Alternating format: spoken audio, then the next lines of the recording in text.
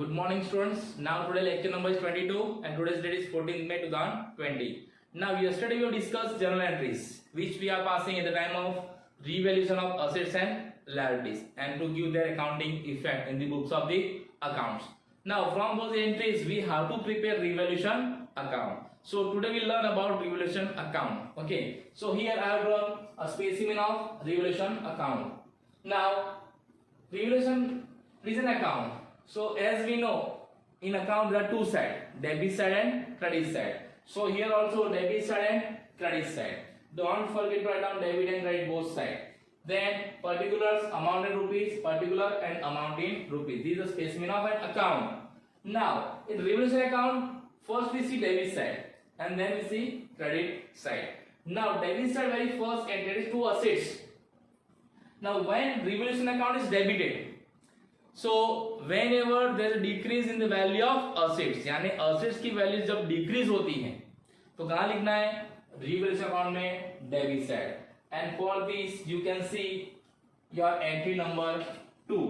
हमने कल जो एंट्रीज देखी है ना उसमें एंट्री नंबर 2 देखिए. क्या entry?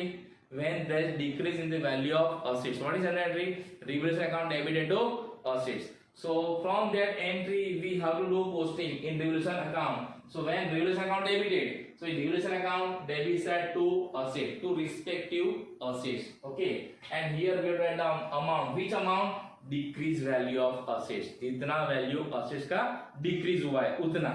Clear? So to assets when there is a decrease in the value of assets. So it is debited in revaluation account debit side. Second, to BDR and to DRD. Now what is BDR? BDR means bad debts reserve. You have to write down full form. Bad debts reserve account. And DRD means discount reserve on debtors account. So both these are what? Provisions.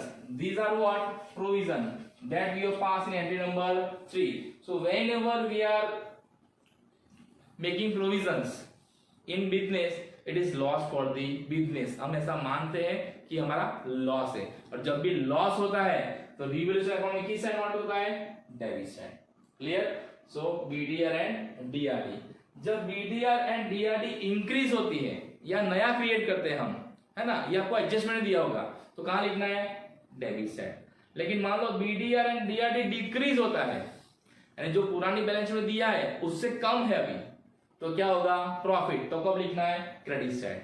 लेकिन अभी याद रखो जब BDR और DRD create करना है हमें, उसकी प्रोविजन करनी है तो हमारा लॉस है, कहां लिखना है? रिवैल्यूएशन अकाउंट में डेबिट साइड. ये हमको एडजस्टमेंट बोला होगा कि calculate 10% bad debts and 2% DRD on debtors. अगर ऐसा कुछ हमें एडजस्टमेंट बोला है तब हमें ये करना है. क्लियर? जो एडजस्टमेंट बोला है वही करना है, हमें खुद से करना नहीं है.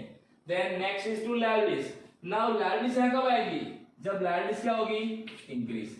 यानी हमारे बिजनेस में जब ऐसा कोई एडजस्टमेंट है जिससे हमारी लायबिलिटीज इंक्रीज होती है तो whenever there is an increase in liabilities it is loss for the business. So it is recorded which side? Revaluation account debit side. Which amount? The amount by which liabilities increase. Clear? Then outstanding liabilities. यानी adjustment में ऐसा बोला है कि वो expense outstanding है. Clear? कि outstanding salary ₹2000. So it is what? It is outstanding expense. Outstanding expense means what? It is outstanding liabilities. So as and when there is outstanding liabilities, that is given adjustment, it is loss for the business, it is recorded revaluation account debit side. Then last one, that is to partners capital यानी profit. ये हम last में देखेंगे. अब हम देखते हैं credit side. तो क्रेडिट साइड कब लिखा जाता है रिवैल्यूएशन अकाउंट में? whenever there is a profit due to increase and decrease in the value of assets and liabilities. तो कहां लिखना है हमें? Credit side. यानी हमें जब प्रॉफिट होता है because of revaluation of assets and liabilities तो कहां लिखना है? Credit side. रिवैल्यूएशन अकाउंट में credit side. First entry is by assets. अब यहां बाय असेट्स है क्या? तो आपने जो फर्स्ट एंट्री पास की है वो इसमें क्या होता है? फर्स्ट एंट्री में whenever there is increase in the value of assets यानी हमारी assets की वैल्यू क्या होती है? इंक्रीज होती है. तो हमें क्या लिखना है? Credit side. Very first. Clear? Then unrecorded assets यानी हमारे बिजनेस में हम जब रीवैल्यूएशन करते हैं उस टाइम के हमको पता चलता है कि ये भी हमारी असेट्स हैं जो हमने रिकॉर्ड की नहीं है तो हमारे लिए क्या होता है? प्रॉफिट. तो भी क्या है? Unrecorded assets. तो भी क्या लिखा जाता है? रिवैल्यूएशन अकाउंट में क्रेडिट साइड. आपको एडजस्टमेंट ऐसा दिया होगा कि at the time of revaluation of assets and liability there is a machine cost of rupees 10,000 which is not recorded in the books of the account. तो आपको समझ जाना है कि ये मशीन है हमारी असेट्स है जिसको हमने बुक में रिकॉर्ड किया नहीं था, तो हमें इससे क्या होगा प्रॉफिट, तो क्या होगा हमारा credit side. Then accrued income means हमारी इनकम जो हो गई लेकिन हमको भी मिली नहीं है, ये भी आपको एडजस्टमेंट दिया होगा कि आउटस्टैंडिंग इनकम रुपीज 1000 यानी हमारा प्रॉफिट है, हमारी इनकम हो चुकी है लेकिन हमको मिली नहीं, तो क्या लिखना है क्रेडिट साइड। प्रीपेड एक्सपेंस अरे हमने कोई एक्सपेंस एडवांस में दे दिए हैं तो ये भी हमारा क्या है असेट्स और क्या है प्रॉफिट, तो क्या लिखना है रिवैल्यूएशन अकाउंट में क्रेडिट साइड। इसमें आपको एडजस्टमेंट ऐसा दिया prepaid wages rupees 1000, prepaid commission rupees 1000, prepaid salary rupees 5000, prepaid insurance rupees 2000। Okay, whenever there is prepaid expense in adjustment it is a profit, it is recorded in reduced account credit side. Then liabilities, now which liabilities when there is decrease in the liabilities, अगर आपकी liability decrease होती है तो क्या लिखना है credit side, क्योंकि जब लायबिलिटी डिक्रीज होती है तो हमें क्या होता है प्रॉफिट। फॉर एग्जांपल आपको बैलेंस शीट में क्रेडिटर्स दिए ओल्ड बैलेंस शीट में, ओल्ड बैलेंस शीट यानी जो आपको एग्जांपल बैलेंस शीट देते हैं उसको बोलते हैं ओल्ड बैलेंस शीट, है ना, तो उसमें क्रेडिटर्स की वैल्यू 50,000 है, लेकिन एडजस्टमेंट में ऐसा बोला है now there is no need to pay 10,000 rupees to creditors, यानी 10,000 क्रेडिटर्स को देना जरूरी नहीं है। इसका मतलब क्या है हमारा लायबिलिटीज कम हो गया 50 से 40,000 क्योंकि 10,000 देना नहीं, तो क्या होगा प्रॉफिट देंगे लिखना है by creditors 10,000। So whenever there is decrease in any liabilities, it is recorded in reduced account credit side. Clear? So these are what debit side entries and credit side entries. Okay. Now when after passing all the entries from the adjustment which are given in the example, first we have to do total of both sides, debit side and credit side. Now if credit side total is more than debit side, अगर credit side का total debit side से क्या होता है ज्यादा होता है तो डिफरेंस किधर आएगा आपका डेबिट साइड, तो उसको हम क्या बोलते हैं प्रॉफिट, और ये प्रॉफिट पार्टनर्स के अंदर डिस्ट्रीब्यूट होता है। So partners capital account in which ratio their profit and loss sharing ratio. Suppose there are 3 partners, then write down 3 partners name here A B and C. अगर दो partners तो क्या लिखना है ए एंड बी, दो का नाम लिखना है। Clear? But when there is profit, when reduced account credit side total is more than debit side, the difference that is what profit from the regulation of assets and liabilities, and that profit is distributed between the partners in their profit loss ratio. Clear?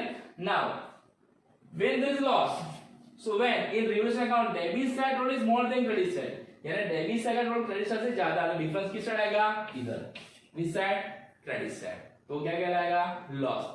So this loss is also distributed between the partners in their profit and loss ratio, between the partners, जितने partners हैं सभी के अंदर distribute होगा किस ratio में, in their profit and loss sharing ratio। अगर आपको एग्जांपल में profit and loss sharing ratio नहीं दिया है तो so you have to distribute what equally, है ना 1:1:1, लेकिन कब नहीं दिया है तब, अगर दिया है तो उसी रेशियो में डिस्ट्रीब्यूट करना है। so You understand now how to find out profit and loss। आपको एग्जाम में दोनों में से एक ही आएगा, दोनों कभी नहीं आएगा। और मान लो कोई दिन ऐसा हो गया कि क्रेडिट साइड और डेबिट साइड दोनों का टोटल सेम आ गया, यानी जितना प्रॉफिट हुआ है ना उतना ही हमें लॉस हुआ है इस रिवैल्यूएशन से। So there is no profit, there is no loss. Now when there is no profit no loss, then it will not transfer to partners capital account. अगर प्रॉफिट भी नहीं आता है लॉस भी नहीं आता, पार्टनर्स कैपिटल डिस्ट्रीब्यूट करना नहीं है। तो पार्टनर्स के अंदर ये डिस्ट्रीब्यूट कब करना है, अगर प्रॉफिट आता है तब और लॉस आता है तो करना है। क्लियर? और किस रेशियो में करना है there, profit and loss ratio में हमें करना है। Clear? Now we understand how to record amount, कौन सी अमाउंट हमें यहाँ पे लिखनी है।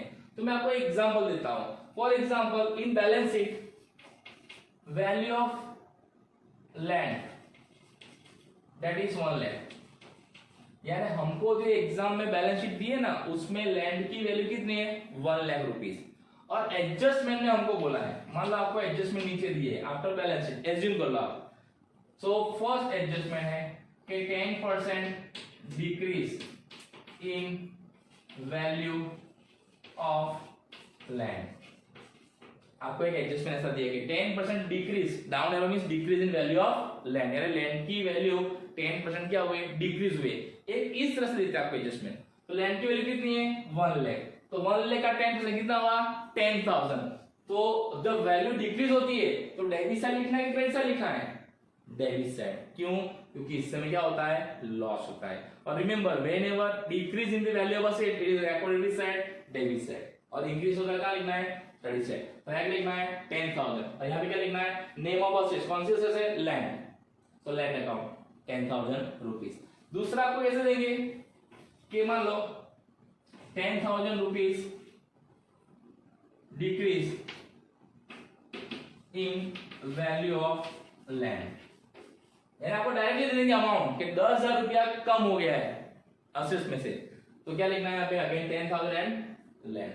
ये तीसरा हो गया। और तीसरा आपको ऐसे देंगे same adjustment. Now value of land is rupees 90,000।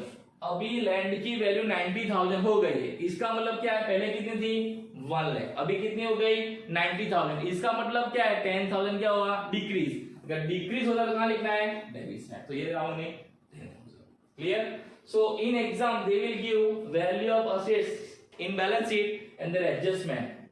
From this adjustment we have to decide whether value of assets increase or decrease. अगर increase होती है तो credit side, decrease होती है तो debit side. कौन सी amount? Difference amount. Difference amount means what?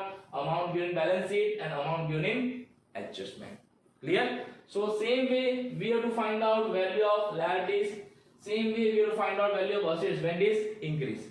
है ना? तो इस तरह से आपको एग्जाम में एडजस्टमेंट दी होगी आफ्टर द बैलेंस शीट।